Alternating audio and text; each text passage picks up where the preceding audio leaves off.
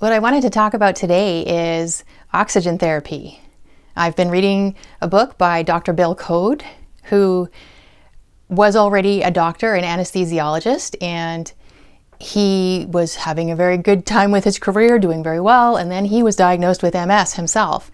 And because of that, ended up having to retire from his job. So he was in bad shape. He did do the venoplasty for CCSVI a couple of times, and he went down to the States, and of course, being a medical professional himself, he was able to kind of get in with the top doctors and found it really useful, but ultimately the research has not gone far enough, I think, for it to be super useful. You know, a lot of times it's only good for a while and then the veins kind of collapse again, and so they see some improvement and then it gets worse again. Sometimes it just gets better, but sadly that's not really anything that is being pursued anymore generally, which is I think is really sad. But in the meantime, what he recognized was that oxygen therapy would be useful as well, because getting the blood flowing properly to your brain and out of your brain helps to heal your brain. It helps you to get more oxygen, and what he found was that oxygen is just not getting to the brain effectively in MS patients, and so we can't deal with things like inflammation, which can happen with anybody, but we're not healing, we're not getting better, we're not fighting it off the way that we need to. So he started doing hyperbaric oxygen and also an oxygen concentrator, and he has found that hugely helpful. So he's been treating his MS for decades, and he went into integrated medicine, and that became his specialty instead of anesthesiology. So that has been super helpful for him. And here he is now, I think in his 70s, and he's still walking and traveling and doing all kinds of great things. And I mean, sadly, I don't think he's taken on new patients. Otherwise, I would love to talk to him. But in the meantime, his book is fascinating and there's so much helpful information. I was so pleased to find out that my naturopath has read his book already and finds the whole thing really fascinating and was willing to even prescribe oxygen therapy for me. So getting that therapy is extremely difficult here, but we are moving forward, and I'm starting to see some things come together where I might be able to start.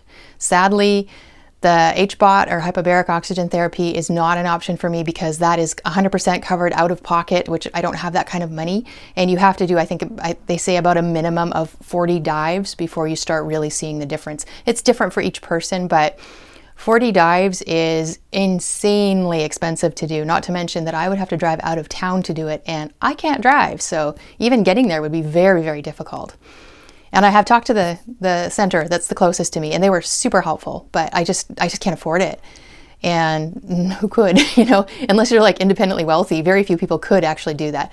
But I also talked to a while ago some people in seizure and syncope groups, and both have tried oxygen therapy, including HBOT. And one of them actually treated his daughter with it. And they did spend the massive amount of money, and they put her in there, and she did great.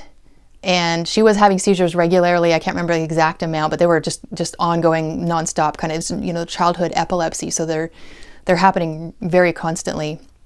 And if I remember what he was saying, hopefully my memory's improving now. The very last time that his child was in the tube, she did have a seizure, but then from then she had no more seizures, which was totally like crazy for her. She always had them and all of a sudden they were gone. So I'm not really sure what happened there, but it was really interesting to see that it can help with, because HBOT helps to heal the brain in so many ways. It helps with brain trauma. And it's really sad that the medical system is not acknowledging this, because it's right there. You know, the evidence is there. People are even buying their own HBOT chambers, which I'm in Canada, so trying to do that is pretty near impossible. Health Canada, which some people would call Death Canada, that's kind of its nickname, they don't approve it. And so even trying to get one in the country would be very difficult. I'm not saying that I would never do it, but if I could find a way, maybe. But then again, it's all out of pocket and they're not cheap. So, you know, it'd be great if insurance covered it. It'd be great if medical covered it. We pay huge taxes for our basic medical coverage, but that's not covered.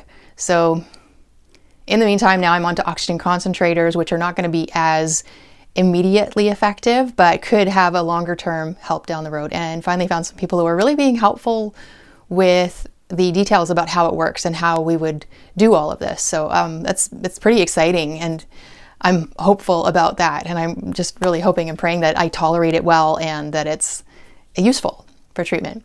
So I'm hoping that I can report back to you and let you know how it's going. I'll show you what the machine looks like if I can get one and see how the setup looks. And hopefully it'll be just a really great, slow improvement. And I mean, it could actually just help my sleep as well. I mean, you know, getting more oxygen is so good for you. So it's not a huge amount more oxygen, by the way. This all is done through medical care. There's people watching this, you know, doctors that are paying attention and are checking everything to make sure that I'm not doing anything that could harm me. So I'm excited about that. I'm hoping my naturopath will get on board with it. But that's what I'm looking into right now. I don't know a lot of people who have tried oxygen therapy. I haven't seen many videos or blogs or anything about people using it for MS, but here's mine. Hopefully we can move forward with that, and I'll just have to report in and let you guys know how it goes. If I get the unit, I'm hoping to maybe in the next few weeks get the unit and get started on it and see all the pros and cons and see how it goes. So I hope this is helpful for you. If you have been using oxygen therapy, whether it's HBOT or if it's oxygen concentrator, I would love to hear your story. I would love any advice you have, links you have to more information. That would be awesome. Dr. Code's book, again, I recommend. There's some awesome information in there. It's a big book. It's got a lot more than I even need, but that type of stuff was just awesome to read.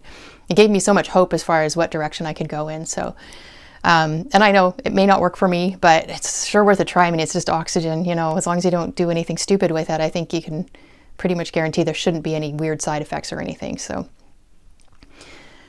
So again, thank you for watching. And if you like this content, please like and subscribe, and God bless.